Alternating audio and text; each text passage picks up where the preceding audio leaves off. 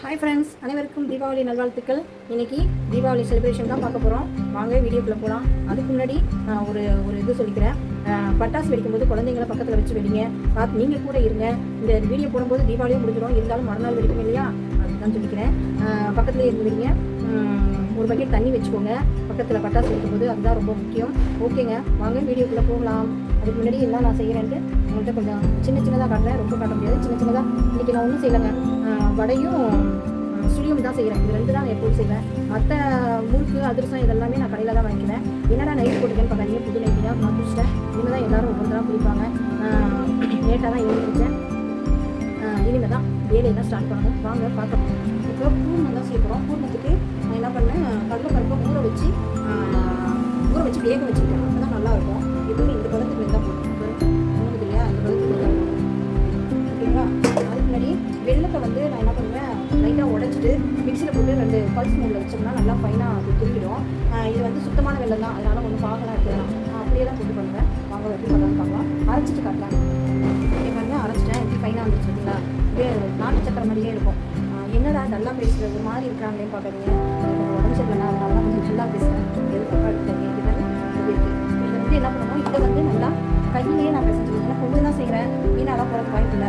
ஆளுக்கு 2 சொல்லி சாப்பிட்டா முடிஞ்சு போச்சு. அதனால் கையிலே பிசைஞ்சிடும். கையிலே பிசைஞ்சு கை நல்லா சுத்தமாக தான் இருக்கும். கையிலே பிசைஞ்சு தேங்காய் திருவி போட்டு உருண்டை பிடிச்சி வச்சுக்கிட்டு அடுத்தது மைதா மாவு போட்டு எடுக்க வேண்டியதான். அவ்வளோ நாங்கள் சிம்பிளான சுழியல் தான்.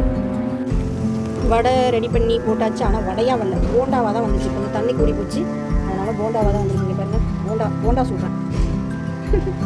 போண்டா. அடுத்தது சுழியத்துக்கு மாவு உருண்டை பிடிச்சி வச்சுட்டேன். மைதா மாவு பேட்டர் ரெடி பண்ணி வச்சுட்டேன். அடுத்தது வடையை போட்டு எடுத்துகிட்டு சுழியை ரெடி பண்ண வேண்டியதான். எல்லாம் செஞ்சு முடிச்சுட்டேன். என்ன பண்ணியிருக்கோன்னு பார்க்கலாமா? இட்லி, சுட சுட இட்லி, தேங்காய் சட்னி, அப்புறம் சுழியம், அப்புறம் வடை வரல, போண்டாவாக வந்துச்சு. போண்டாவே போட்டேன். இவ்வளோ தான். இதை வச்சு அப்புறம் அதிரசம் முறுக்கு எல்லாம் கடையில் வாங்கியிருக்கோம். அதை வச்சு சாமி கும்பிட்டுட்டு ட்ரெஸ்ஸு பட்டாசு எல்லாம் வச்சு சாமி கும்பிட்டுட்டு சாப்பிட வேண்டியதான். சாப்பிட்டுட்டு தான் அதுக்கப்புறம் தான் நாங்கள் மட்டனில் எப்போதுமே கை வைக்கிறது. மட்டன்லாம் செஞ்சு சாமிக்கு வச்சு படைக்கிற பழக்கம் எங்களுக்கு இல்லை. இப்போ சாமி கும்பிட்டு ஸ்டார்ட் பண்ணியாச்சு. பாருங்கள், எல்லாம் வீட்டில் செஞ்சதெல்லாம் ரெடி பண்ணி வச்சுட்டேன் இலையில். நான் இப்படி தாங்க சாமி கும்பிடுவேன் தீபாவளிக்கு. நீங்கள் எப்படி சாமி கும்பிடுவீங்கன்னு கமெண்ட் பாக்ஸில் கமெண்ட் பண்ணுங்கள். இதுக்கப்புறம் நான் வாய்ஸ் ஓவர் கொடுக்க மாட்டேன். இதுதான், பார்த்து என்ஜாய் பண்ணுங்கள். பட்டாசு வெடிக்கிறது எல்லாம் வரும், பார்த்து என்ஜாய் பண்ணுங்கங்க. எங்கள் வீடியோ பிடிச்சிருந்தா லைக் பண்ணுங்கள், ஷேர் பண்ணுங்கள், கமெண்ட் பண்ணுங்கள். பக்கத்தில் உள்ள பெல் ஐக்கானை கிளிக் பண்ணுங்கள். எங்கள் வீடியோ பிடிக்கும்னு நான் நம்புகிறேங்க. பாருங்கள், நான் வீட்டில் செஞ்சது இவ்வளோ தான்.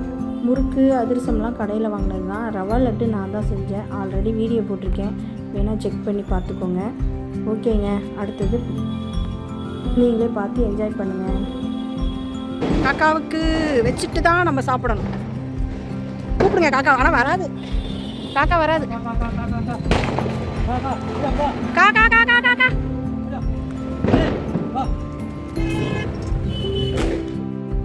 இன்னைக்கு தீபாவளி ஸ்பெஷல் என்னன்னு பார்க்கலாமா? வடித்த சாதம், அப்புறம் பாருங்கள், நாட்டுக்கோழி குழம்பு ரெடி. பாருங்கள், எல்லாம் இதுவாகிடுச்சு. எல்லாம் கோழி போல் இருக்குது. நாட்டுக்கோழி பாருங்கள், எங்கள் பையனுக்கு மட்டும் கொஞ்சோண்டு போட்டு வறுத்துருக்கேன் அப்படியே. அவ்வளோதான். இன்றைக்கி மத்தியானம் தீபாவளி ஸ்பெஷல் எங்கள் வீட்டில் இதுதான் இன்றைக்கி.